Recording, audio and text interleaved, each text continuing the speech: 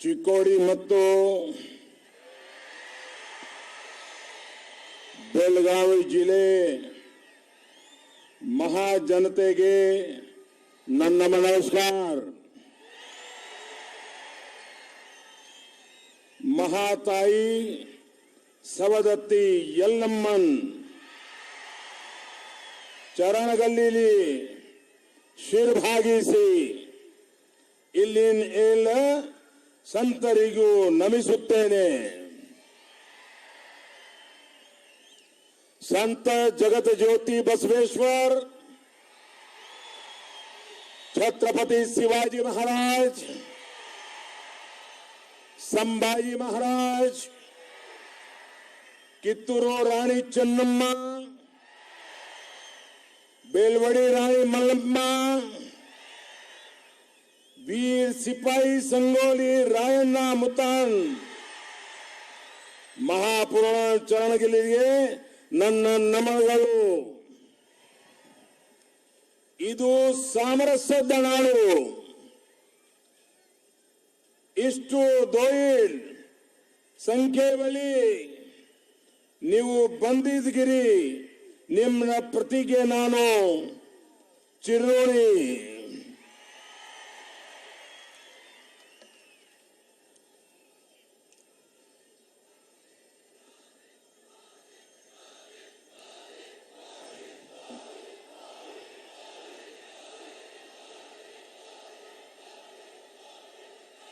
जो अपने आप को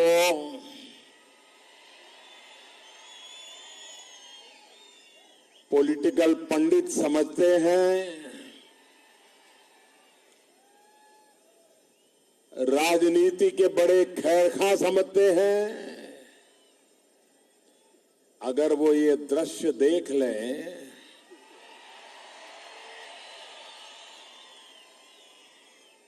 तो उनको समझ आएगा कि 15 मई को सरकार किसकी बनेगी.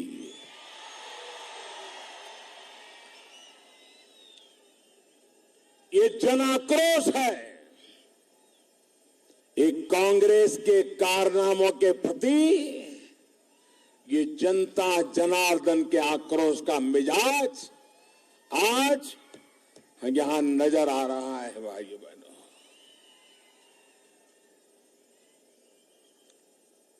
ये पूरा क्षेत्र बेलगावी जिला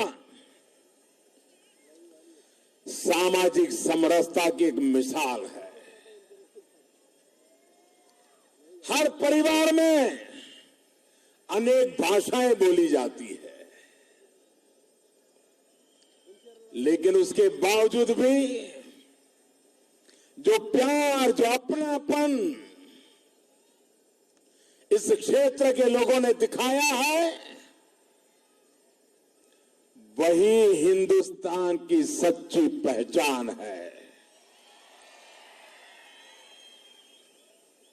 भाइयों बहनों, मुझे इस क्षेत्र में कई बार आने का मौका मिला है. आप लोगों के दर्शन करने का सौभाग्य प्राप्त हुआ है, लेकिन ऐसा नजारा मुझे पहली बार देखने को मिला. इतनी बड़ी तादाद में आप आशीर्वाद देने आए, मैं हृदय से आपका आभार व्यक्त करता हूं. भाइयों बहनों, इस धरती की ताकत है कि 1925 में यही पड़ोस में निपानी में बाबा साहब आंबेडकर को भी इस धरती ने आकर्षित किया था.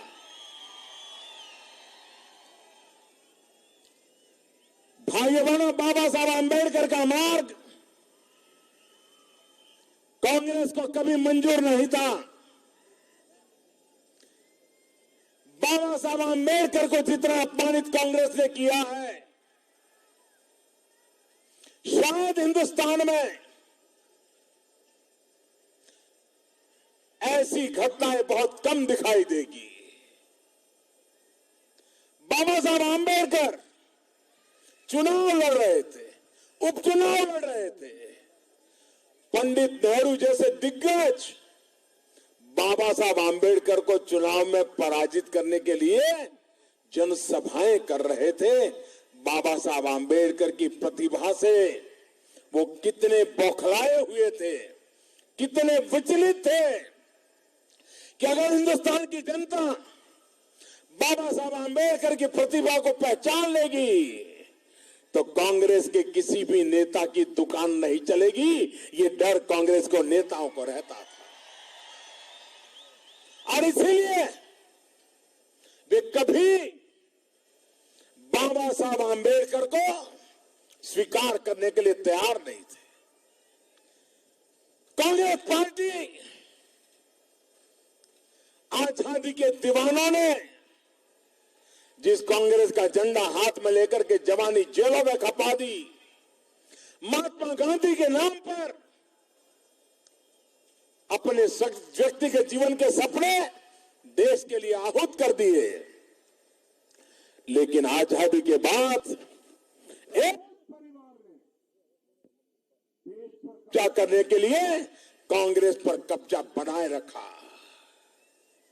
एक ही परिवार के लोग खुद ही अपने आप को भारत रत्न देते थे, लेकिन बाबा साहब आंबेडकर जैसे महापुरुष को भारत रत्न देने के लिए जब तक कांग्रेस रही संभव नहीं हुआ। कांग्रेस सरकार जाने के बाद संभव हुआ। यह कांग्रेस का बाबा साहब के प्रति रवैया था।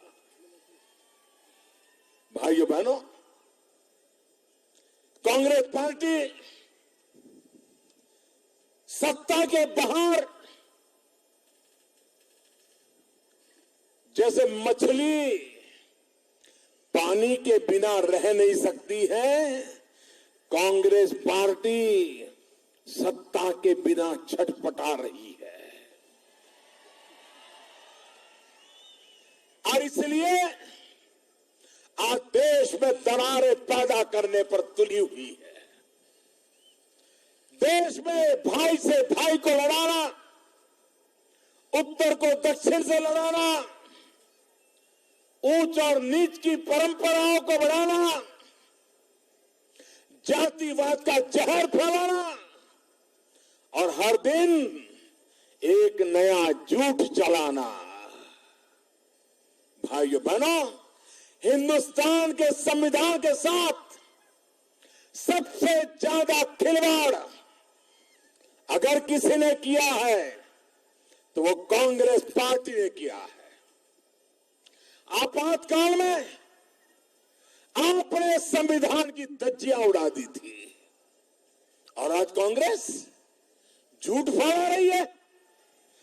अटल बिहारी वाजपेयी की सरकार थी, मोरारजी भाई देसाई की सरकार थी, आज नरेंद्र मोदी की सरकार है। कई वर्षों तक हमें देश की सेवा करने का देश की जनता ने मौका दिया है। राज्य में भी अनेक बार सरकार बनाने का हमें मौका मिला है, लेकिन हमने तो कभी संविधान की अवमानना तक को स्वीकार नहीं किया है। और आज झूठ, हर चुनाव में झूठ फैलाना कि भारतीय जनता पार्टी संविधान बदलेगी, भारतीय जनता पार्टी आरक्षण के अधिकार ले लेगी। जब तक भारतीय जनता पार्टी का झंडा दिखाई देगा, मैं देशवासियों को विश्वास देता हूं, बाबा साहब आंबेडकर ने जो हक दिए हैं, दुनिया की कोई ताकत वो हक छीन नहीं सकती है।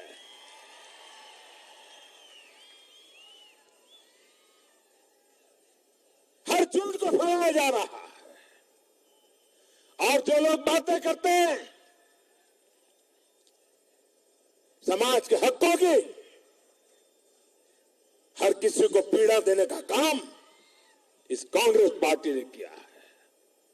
और इसलिए भाइयों बहनों, कांग्रेस को परेशानी है कि भारतीय जनता पार्टी पूर्ण बहुमत लेकर के दिल्ली में कैसे चुन करके आ गई। कांग्रेस को तकलीफ है कि हमने इतने साल तक गरीबी के नाम पर दुकान चलाई, गरीबों के आंख में धूल झोंकते रहे, और ऐसा क्या कारण हुआ कि गरीब मां का बेटा प्रधानमंत्री बन गया। कांग्रेस को तकलीफ हो रही है कि ऐसी कैसी बात है कि भारतीय जनता पार्टी पूर्ण बहुमत से चुन करके आई, राज्यों के अंदर उसको बहुमत मिला। आज हिंदुस्तान में लगातार कांग्रेस पराजित हो रही है। इतना सारा भारतीय जनता पार्टी को जन समर्थन मिला है। भारतीय जनता पार्टी चाहे वो कर सकती है, लेकिन ये भारतीय जनता पार्टी ने इतनी सारी जनता की ताकत उनको मिली है, तो भी क्या कारण है कि उनको पहला ही राष्ट्रपति चुनने का मौका मिला, तो पहला राष्ट्रपति भी उन्होंने दलित को चुन करके बिठा दिया। दलित को क्यों राष्ट्रपति बनाया, ये कांग्रेस के पेट में जलन हो रही है। और इसलिए दलितों को गुमराह करना, उनको झूठी बातें उनके कानों में डालना, कोई सबूत नहीं, कोई आधार नहीं। मैं कांग्रेस वालों को कहता हूं, अरे सत्ता तो आती है जाती है, देश अजरामर होता है, समाज की शक्ति अजरामर होती है। देश की एकता तोड़ने का पाप मत कीजिए। हमारे महापुरुषों के प्रयासों से बड़ी मुश्किल से समाज में परिवर्तन आना शुरू हुआ है। इसमें सैंध लगाने की कोशिश मत करो। अरे चुनाव आएंगे जाएंगे, राजनीति होती रहेगी, सरकारें बदलती रहेगी, लेकिन देश होगा, समाज होगा, देश में एकता होगी, देशवासियों के सपने होंगे, तो ही देश का बड़ा होने वाला है। आपकी अपने सपने लेकर के समाज को तोड़ने का प्रयास बंद कीजिए। भाइयों बहनों, हम विकास की राह पर चलने वाले लोग हैं। विकास के बिना समाज का कभी भला नहीं होने वाला है।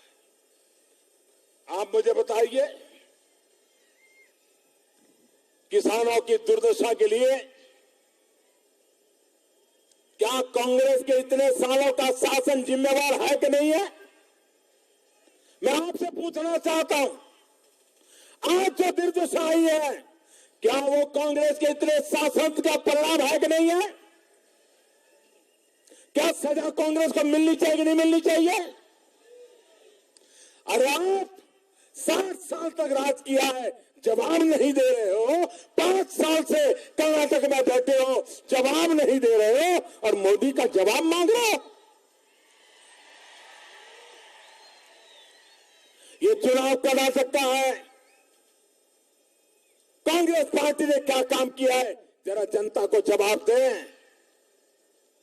ऐसे कैसे मुख्यमंत्री जब देखो सोते हैं, जब देखो सोते हैं? कोई जिम्मेवारी का नाम और निशान नहीं है। मेहनत हर कोई करता है, थकान हर कोई को होती है, लेकिन जनता के सुख दुख, जनता की चिंता हमें चैन से सोने नहीं देती। और आप सार्वजनिक रूप से सोते हुए डरते नहीं है। ऐसे तो आप राजनेता लेकर के आए हो। और इसलिए भाइयों बहनों,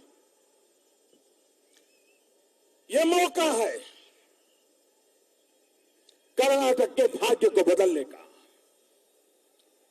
और पहली बार ऐसा अवसर आ रहा है जब दिल्ली में भी भाजपा की सरकार हो, कर्नाटक में भी भाजपा की सरकार हो, तो आप मेरा हिसाब भी मांग पाओगे कि मोदी जी बताइए, अब तो हमने कर्नाटक में भी बीजेपी की सरकार बना दी, दिल्ली में भी बीजेपी की सरकार बनाई, बताओ क्या किया आपने? मुझे जवाब देना पड़ेगा और मैं जवाब देने के लिए तैयार हूं। और इसलिए मैं कहता हूं, मेरा जवाब मांगने के लिए भी, भारतीय जनता पार्टी का जवाब मांगने के लिए भी आप कर्नाटक में भारतीय जनता पार्टी की सरकार बनाइए, पाई पाई का हिसाब लीजिए हमसे, पल पल का हिसाब लीजिए और हम अपने वादों को पूरा करके आपको दिखाएंगे। ये मैं आपको विश्वास दिलाने आया हूं। मुझे बताइए भाइयों बहनों, किसान को पानी चाहिए,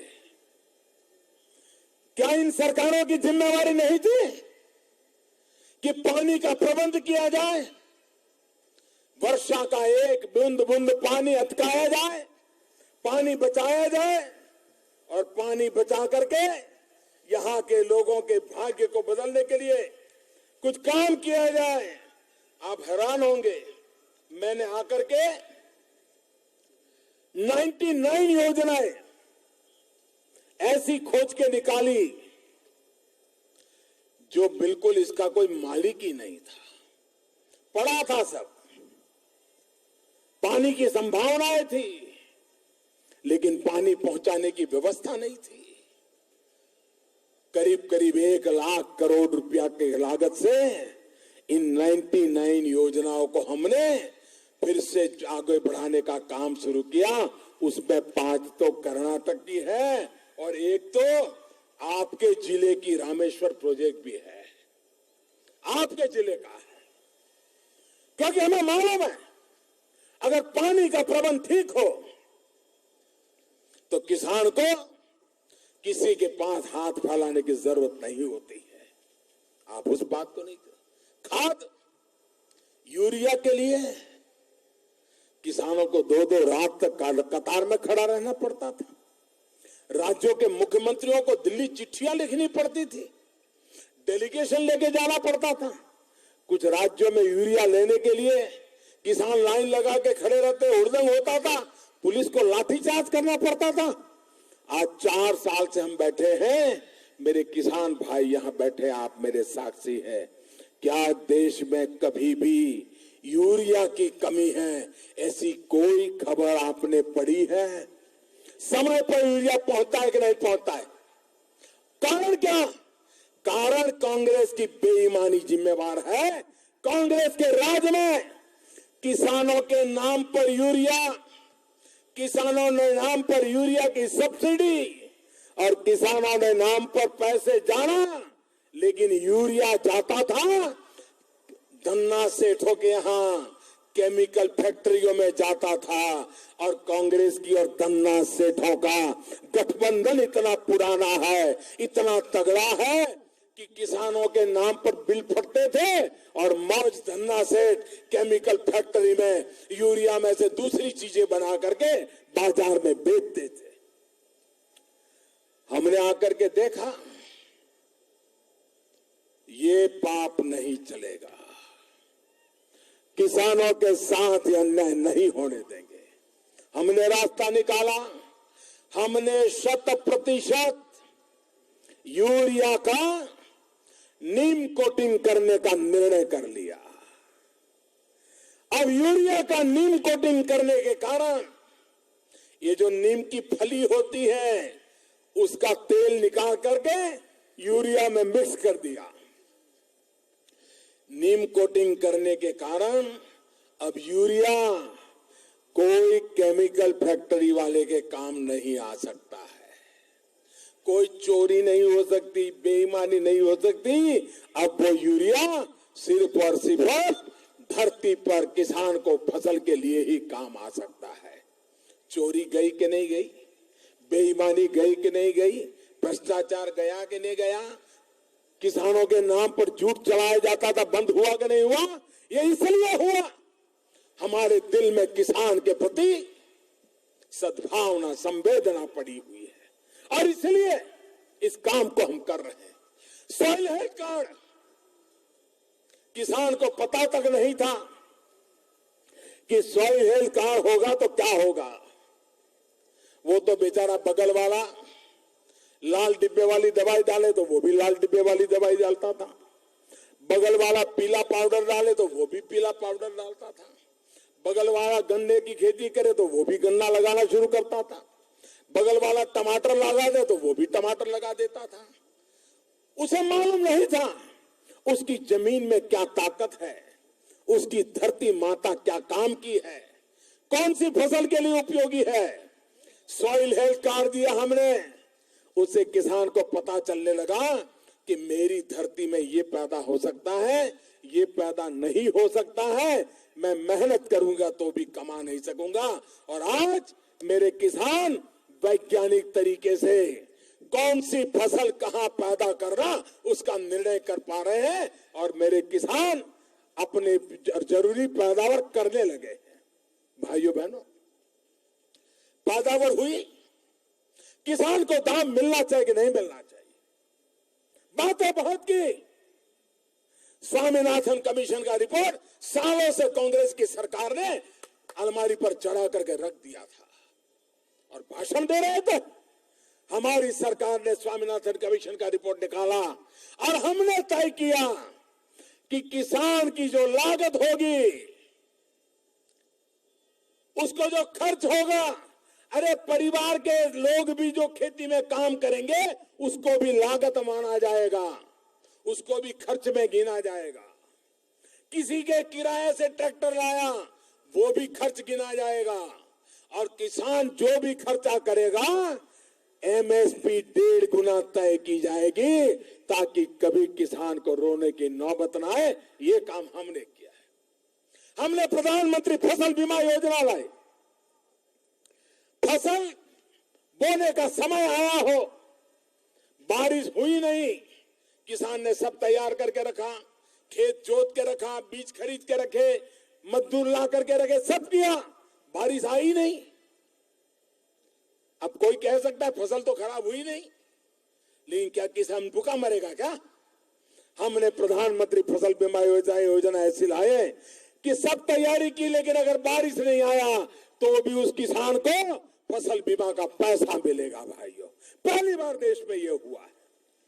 हमने ये भी कहा कि फसल तैयार हो गई, खेत में फसल काट करके उसका ढेर कर दिया गया, अब ट्रैक्टर आने वाला है, ट्रक आने वाली है, बाजार जाने की तैयारी हो रही है और अचानक बारिश आ गई, अचानक आंधी आ गई, खराब हो गया।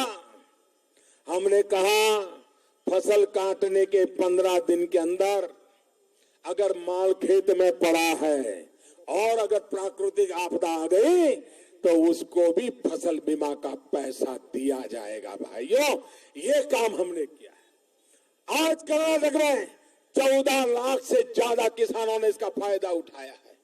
पहले जो उनको प्रीमियम मिलता था, जो उनको क्लेम मिलता था, अब उनको डबल क्लेम मिला है। भाइयों बहनों, क्योंकि हम जानते हैं कि देश का गांव समृद्ध होना चाहिए, देश का किसान समृद्ध होना चाहिए, देश का किसान आश्वस्त होना चाहिए और इसलिए एक के बाद एक कदम उठा रहे हैं। मेरा गन्ने का किसान, ये सारा हमारा बेल्ट महाराष्ट्र से सटा हुआ, आए दिन योजना बनानी नहीं, पहली बार ऐसा हुआ है हिंदुस्तान के जिन राज्यों में कभी 40-40, 50-50 हजार करोड़ रुपया किसानों के बाकी रहते थे, आज वहां पर समय पर भुगतान हो रहा है। मैं कर्नाटक की सरकार को कहना चाहता हूं, अगर किसानों के प्रति इतना प्यार है तो ये गन्ने की खेती करने वाले किसानों का भुगतान की जरा चिंता करो और बाद में किसानों के नाम भाषण करो। भाइयों बहनों, इतना ही नहीं, हमने इथेनॉल को प्रोत्साहन दिया और इसका एमएसपी घोषित किया, मिनिमम सपोर्ट प्राइस इथेनॉल का घोषित किया और हमने देश के किसानों को जो गन्ने की खेती करते थे, अगर शुगर वाले मदद नहीं करते तो इथेनॉल हम मार्केट में बेच करके पेट्रोल में, डीजल में 8% तक इथेनॉल का उपयोग करने का हमने निर्णय कर लिया। गन्ने का किसान होगा, उससे गाड़ियां चलेगी तो मेरे किसान को भी इनकम होगी और देश को जो बाहर से क्रूड लाना पड़ता है वो भी नहीं लाना पड़ेगा। एक के बाद एक निर्णय हमने किए, जिसका ये परिणाम है कि आज एक के बाद एक कदम हम उठाते चले जा रहे हैं। ये बीमारी 60 साल की बीमारी आप छोड़ के गए हो। हम हर दिन मेहनत करते हैं किसानों की जिंदगी को सुरक्षित करने के लिए, गांव के जीवन को बदलने के लिए। और आपने देखा होगा जब भी हमारी सरकार का बजट आया है, हिंदुस्तान के सभी अखबारों ने लिखा ये किसान का बजट है, ये गांव का बजट है, ये गरीब का बजट है। क्योंकि हमारे लिए देश के गांव को, गरीब को, किसान को सशक्त करना ये हमारा रास्ता है। इस रास्ते को लेकर के हम चल पड़े हैं। और इसलिए भाइयों बहनों, मुझे सुखी है कि येडियुरप्पा सच्चे अर्थ में किसान नेता है। वो अंतर मन से किसान नेता है। वो किसान का दुख सह नहीं सकते, देख नहीं सकते। हिंदुस्तान में किसान के लिए अलग बजट की परंपरा येडियुरप्पा जी ने शुरू की थी। येडियुरप्पा जी आज जब भारतीय जनता पार्टी एक किसानों का मसीहा लेकर के आया है, मैं आपसे अनुरोध करता हूं, इस चुनाव में भारतीय जनता पार्टी को विजयी बनाइए। भारतीय जनता पार्टी को पूर्ण बहुमत से विजयी बनाइए। और आप देख लीजिए, जब जब कांग्रेस पार्टी का पराजय निश्चित हो जाता है, अब कांग्रेस पार्टी बचने वाली नहीं, ये तय हो जाता है, तो उनके गाजे बाजे बजाने वाले, उनके पेरोल पर गुजारा करने वाले मैदान में आ जाते हैं और वो चालू कर देते हैं, हंग असेंबली बनेगी, हंग असेंबली बनेगी, त्रिशंकु चुनाव में परिणाम आएगा, किसी को बहुमत नहीं मिलेगा। ये सारी भविष्यवाणी गलत हुई है। जब लोकसभा का चुनाव लड़ रहा था, सब कह रहे थे पूर्ण बहुमत आ ही नहीं सकता भाजपा को। लेकिन ये देश की जनता ज्यादा समझदार है, पंडितों से ज्यादा देश की चिंता उनको होती है, और देश की जनता ने पूर्ण बहुमत दे दिया। राज्यों के चुनाव हुए, चुनाव में कांग्रेस मरने वाली हो, पड़ने वाली हो, गिरने वाली हो, तो शुरू हो जाते हैं हंग असेंबली आएगी, हंग असेंबली आएगी। भाइयों बहनों, जब कहीं कांग्रेस की सरकार हो और ये हमारे विरोधी हंग असेंबली की बातें करे, तो पक्का मानिए कि कांग्रेस बुरी तरह हार रही है। ये कांग्रेस को बचाने का एक खेल है। भाइयों बहनों, आज हिंदुस्तान का दुनिया में डंका बज रहा है। बज रहा है कि नहीं बज रहा है? मैं आपसे पूछ रहा हूं, दुनिया में हिंदुस्तान का डंका बज रहा है कि नहीं बज रहा है? अमेरिका में भी हिंदुस्तान का डंका बज रहा है कि नहीं बज रहा है? जर्मनी में भी हिंदुस्तान का डंका बज रहा है कि नहीं बज रहा है? लंका में भी हिंदुस्तान का डंका बज रहा है कि नहीं बज रहा है? इंग्लैंड में भी हिंदुस्तान का डंका बज रहा है कि नहीं बज रहा है? क्या कारण है? क्या कारण है? ये सारी दुनिया में भारत की वाहवाही हो रही है, क्या कारण है? क्या कारण है? अरे मोदी कारण नहीं है, कारण आप लोग है, जनता जनार्दन है। क्योंकि आपने दिल्ली में पूर्ण बहुमत वाली सरकार चुनी है, पूर्ण बहुमत वाली सरकार चुनी है। और दुनिया का कोई भी बड़ा सा बड़ा नेता जब मोदी से हाथ मिलाता है ना, तो उसको मोदी नहीं दिखता है, उसको 125 करोड़ हिंदुस्तानी दिखते हैं। भाई, ये ताकत होती है लोकतंत्र की। और इसलिए मैं कहता हूं भाइयों बहनों, कर्नाटक का भी हिंदुस्तान भर में डंका बजाना है, इसलिए कर्नाटक में भी पूर्ण बहुमत की सरकार बनानी है। कोई इधर उधर नहीं होना चाहिए, पूर्ण बहुमत की सरकार बनाइए, पूरा संकल्प लेकर के बनाइए। और जब पूर्ण बहुमत की सरकार बनाओगे तो आप हमसे भी हिसाब मांग पाओगे कि भैया मोदी जी आपने कहा था हमने पूर्ण बहुमत बनाई, बताओ क्या काम किया, बताओ। अगर पूर्ण बहुमत नहीं होगा तो फिर तो बहानेबाजी करने का मौका मिल जाएगा। किसी भी पॉलिटिकल पार्टी को ऐसी बहानेबाजी बनाने का मौका मत दीजिए। उनका जवाब मांगना है आपको। आप ही मालिक है सरकार के, आप ही मालिक है हिंदुस्तान के, आपको जवाब मांगने का हक है। और भारतीय जनता पार्टी जनता जनार्दन को जवाब देने की आदि पार्टी है। हमारा स्वभाव है क्योंकि हम जो कुछ भी है जनता के कारण है, हम किसी परिवार के कारण नहीं है। आप ही हमारा परिवार है। और इसलिए भाइयों बहनों, मैं आज आपसे आग्रह करने आया। लोकसभा में छूट गया, कोई बात नहीं, लेकिन लोकसभा में जो कमी रह गई, इस विधानसभा में दम लगा करके पूरी करनी है। और चिकोड़ी के लोग करके रहेंगे, मुझे विश्वास है। भाइयों बहनों, मैंने सुना कि अभी एक रेड हुई थी और कुकर पकड़े गए, कुकर। हम नेताओं के फोटो के साथ। अब मुझे समझ नहीं आ रहा है भाई, ये कौन सा प्रबंध कर रहे हैं? ये कौन सा खेल खेला जा रहा है? ये कौन सी खिचड़ी पका रहे हैं कुकर के नाम पे?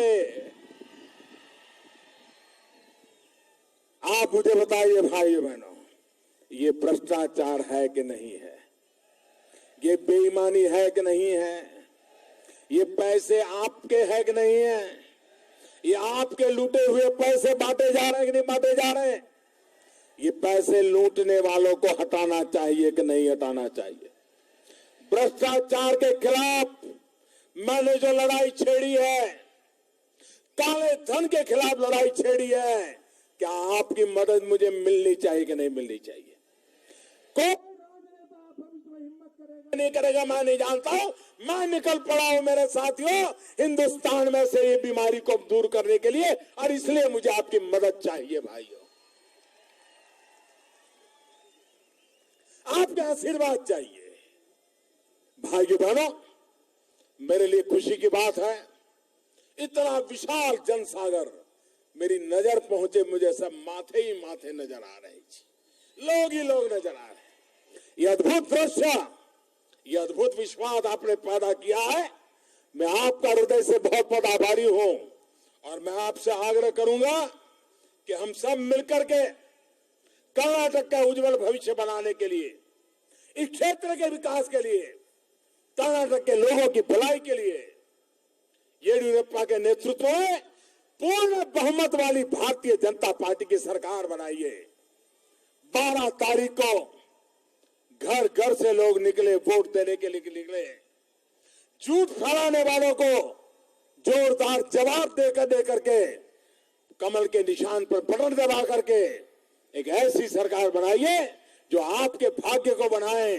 और मैं आपसे चाहूंगा कि स्वच्छ, सुंदर, सुरक्षित कर्नाटक निर्मिसोण बन्नी एल्लरू कैजोडिसी। सरकार बदली सी, सरकार बदली सी, बीजेपी गली सी। सरकार बदली सी, सरकार बदली सी, सरकार बदली सी, सरकार बदली सी। आज फार छान वाटला मला। सगळ्यांना माझे नमस्कार।